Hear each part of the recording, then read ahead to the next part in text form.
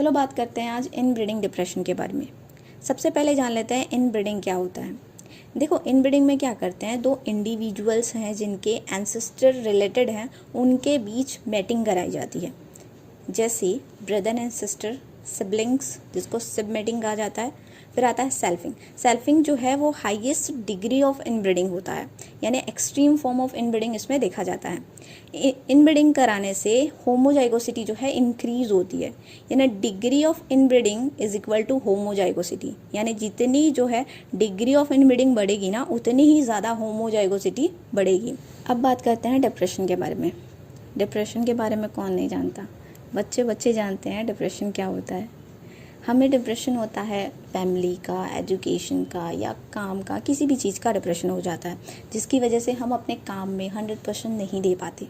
वैसा ही प्लांट्स में भी होता है, इनमें इनब्रीडिंग की वजह से डिप्रेशन होता है। ठीक है, इनब्रीडिंग की वजह से जब इनमें डिप्रेशन होता है तो इनके विगर में लॉस हो जाता है, फर्टिलिटी में लॉस हो जाता है, जो इल्ड है वो रिड्यूस हो जाता है। ये सब जो है इनब्रीडिंग डिप्रेशन कहा जाता है। यानी जब इनमें इनब्रीडिंग की वजह से जब इनमें विगर में, फर्टिलिटी में या इल्ड में लॉसेस आता है ना, तो इसे ये इनब्रीडिंग डिप्रेशन कहा जाता है। यानी ये भी अपनी परफॉर्मेंस 100% नहीं दे पाते। ठीक है, अब देखते हैं कि इनब्रीडिंग होता किस में है। ये होता है क्रॉस पॉलिनेटेड स्पीसीज़ या एसेक्सुअल स्पीसीज़ में, क्योंकि ये हाईली हेट्रोजाइगस होते हैं। और जब हम इनमें इनब्रीडिंग कराते हैं, या सेल्फिंग ही बोल दो, ठीक है, जब हम इनमें सेल्फिंग कराते हैं तो इनमें होमोजाइगोसिटी जो है बढ़ती है, जिसकी वजह से इनमें फर्टिलिटी में या विगर में रिडक्शन होने लगता है। इसे ही जो है इनब्रीडिंग डिप्रेशन कहा जाता है। देखो, इनब्रीडिंग डिप्रेशन जो है ना, वो क्रॉस पॉलिनेटेड स्पीसीज़ या एसेक्सुअल स्पीसीज़ में देखी जाती है, सेल्फ पॉलिनेटेड स्पीसीज़ में नहीं देखी जाती, क्योंकि नेचर ने उसे वैसा ही बनाया है। उसे सेल्फ पॉलिनेटेड स्पीसीज़ को होमोजाइगस ही बनाया है। ठीक है, लेकिन क्रॉस पॉलिनेटेड स्पीसीज़ या एसेक्सुअल स्पीसीज़ जो हैं वो हाईली हेट्रोजाइगस होते हैं। तो जब हम उनमें सेल्फिंग कराते हैं तो उनमें होमोजाइगोसिटी आने लगती है ना, जो नेचुरली नहीं है, हम इंड्यूस कर रहे हैं, हम उसमें डाल रहे हैं। तो उसकी वजह से, छेड़छाड़ करने की वजह से क्या होता है, उसमें डिप्रेशन आ जाता है। देखो, सेल्फिंग कराने से ना जो क्रॉप है उसमें हेट्रोजाइगोसिटी जो है वो हर जनरेशन में 50-50% रिड्यूस होने लगती है।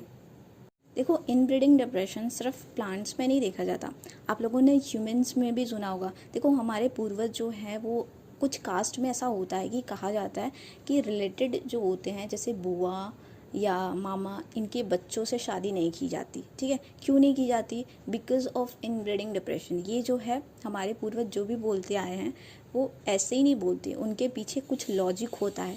तो वो भी जो है पहले ये देखा गया था, इनब्रीडिंग डिप्रेशन ह्यूमंस में भी देखा जाता है। हिस्ट्री की बात करते हैं।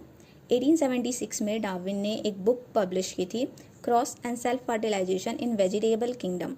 उन्होंने कहा था progeny obtained from self fertilization were weaker than those derived from outcrossing। यानी जो सेल्फ फर्टिलाइजेशन से जो प्रोजेनी ऑप्टेंट होती है ना, वो वीकर होती है as compare to out crossing से जो प्रोजेनी डिराइव होती है। अब देखो, first publish account of inbreeding depression in maize. इसके बाद जो था ईस्ट एंड सल ने आगे जो है इनब्रीडिंग डिप्रेशन को मीज में बताया। इफेक्ट ऑफ इनब्रीडिंग, पहला है अपीयरेंस ऑफ लीथल एंड सब लीथल एलील, यानी जो प्रोजेनी है उनमें लीथल और सब लीथल एलील जो है वो अपीयर होने लगते हैं।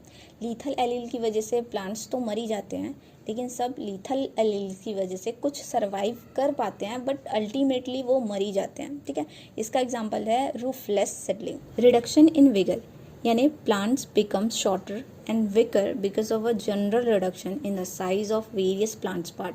यानी प्लांट जो है वो शॉर्ट होने लगता है, विकर होने लगता है, बिकॉज जो उनके बहुत सारे प्लांट्स के जो पार्ट है ना वो शॉर्ट होने लगते हैं, रिड्यूस होने लगते हैं। फिर आता है separation of the population into distinct line, यानी हम जब कैपिटल ए का क्रॉस कैपिटल ए स्मॉल ए के साथ कराते हैं तो हमको दो अलग अलग लाइन मिलती है। एक तो मिलेगा कैपिटल ए और फिर मिलेगा स्मॉल ए, यानी दो अलग अलग डिस्टिंक्ट पॉपुलेशन में जो है ये बट जाती है, सेपरेट हो जाती है। इनब्रीडिंग के बाद पॉपुलेशन वेरिएंस जो है ना वो इंक्रीज हो जाती है।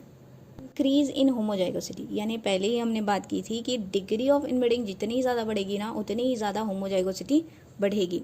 एक और बात है variation with in line decreases rapidly, यानी वेरिएशन लाइन के अंदर जो वेरिएशन है ना वो डिक्रीज होगी। जैसे हमने क्रॉस किया था कैपिटल ए का क्रॉस कैपिटल ए स्मॉल ए के साथ किया था, तो हमको मिला था कैपिटल ए एंड स्मॉल ए। उसके ये दोनों जो है अलग अलग लाइन है, बट ये अलग अलग लाइन तो है, लेकिन इन लाइन के अंदर कोई वेरिएशन नहीं मिल रहा है, मतलब हमें सेम होमोजाइगस मिल रहा है। देखो कैपिटल ए एंड स्मॉल ए, तो ये दोनों जो है दो अलग अलग लाइन है, उनके अंदर कोई वेरिएशन नहीं मिल रहा है, ऐसा कहा जा रहा है यहाँ पे। फिर आता है रिडक्शन इन यील्ड। कहते हैं डिग्री ऑफ इनब्रीडिंग डिप्रेशन की। पहला है हाई इनब्रीडिंग डिप्रेशन, इसका एग्जांपल है अल्फा, कैरेट, हेवर्ड, डार्विड। देखो हाई इनब्रीडिंग डिप्रेशन उसमें देखा जाता होगा जो नेचुरली क्रॉस पॉलिनेटेड है, उसमें बाय चांस या फोर्सफुली जो है सेल्फ पॉलिनेशन हो जाता है। ऐसे जो लाइन्स होते हैं ना वो बहुत कम ही सर्वाइव कर पाते हैं और जनरली जो है ओपन पॉलिनेटेड 25% से भी कम यील्ड देते हैं। बात करते हैं मॉडरेट इनब्रीडिंग डिप्रेशन के बारे में। इसका एग्जाम्पल है मीज़, ज्वार, बाजरा एक्सेट्रा। देखो इसके प्रोजेनी में बहुत सारे लीथल एंड सब लीथल एलिल्स दिखाई देते हैं, अपीयर होते हैं, बट कुछ जो है वो सर्वाइव कर जाते हैं। इसमें ओपन पॉलिनेटेड में जो यील्ड होती है वो 50% होती है। फिर आता है लो इनब्रीडिंग डिप्रेशन, मतलब इसमें बहुत कम ही इनब्रीडिंग डिप्रेशन देखने को मिलेगा।